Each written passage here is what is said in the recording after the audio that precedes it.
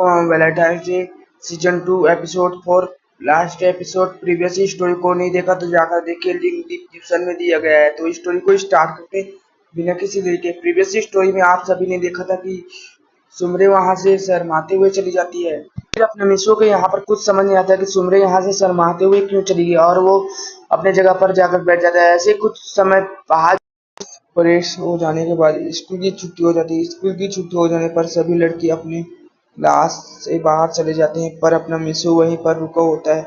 फिर हम देखते हैं सुमरे अपने बैग लेने के लिए जा ही रही होती है कि वो देखती मिसो अभी तक अपने क्लास में ही खड़ा हुआ है। फिर वो उसके पास जाकर बोलती है कि तुम यहाँ पर क्या कर रहे हो, अपना घर नहीं जाना है क्या मिसो? फिर मिसो बोलता है मुझे अपना घर तो जाना है, बट आप मुझे ये बताइए कि आप यहाँ से शर्माते हुए क्यों चली गई थी, मुझे कुछ समझ नहीं आ रहा।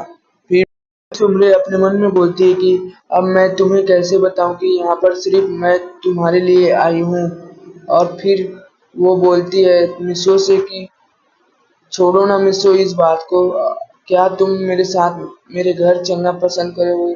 फिर सुमरे से मिसो बोलता है नहीं, पहले तुम मेरे क्वेश्चन की आंसर दो।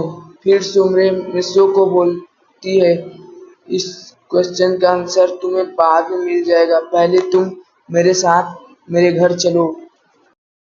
सुमरे और मिसो सुमरे की कार में बैठकर सुमरे के घर के लिए निकल जाते हैं। फिर हम देखते हैं थोड़ी देर बाद जब सुमरे और मिसो सुमरे के हाउस में पहुंचते हैं तो सुमरे की मैनेजर सुमरे के साथ एक लड़के को देखकर सुमरे से पूछते कि ये लड़का कौन है सुमरे, आप इसे यहाँ पर क्यों लेकर आई हैं? फिर सुमरे बोलती है ये लड़का मेरा खास दोस्त है, आपसे ही यहाँ पर जब भी चाहे आ सकता है, आप इसे रोकिएगा मत। फिर सुमरे की मैनेजर बोलती है ठीक है सुमरे, आप कहती हैं तो मैं कभी भी इसे रोकूंगी नहीं।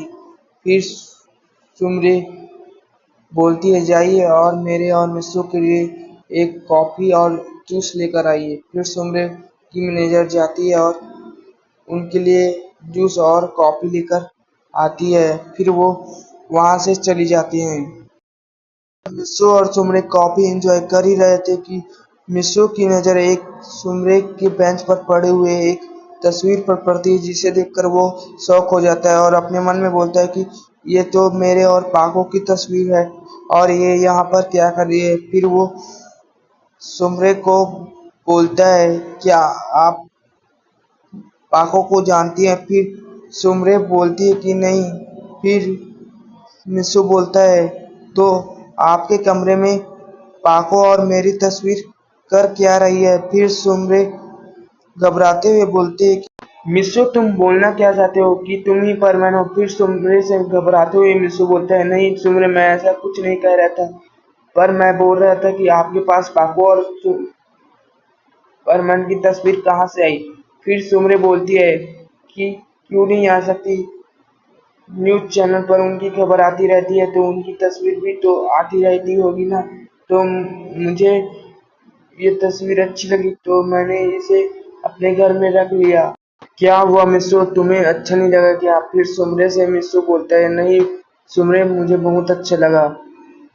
वो लोग ऐसे ही कुछ बात करते रहते हैं। फिर सुमरे से मिस्सो बोलता है आप यहाँ पर अकेली रहती हैं सुमरे, आपके मॉम डैड कहाँ रहते हैं? फिर सुमरे बोलती हैं कि मेरे मॉम डैड अमेरिका में रहते हैं और मैं यहाँ पर मेरे मैनेजर के साथ रहती हूँ।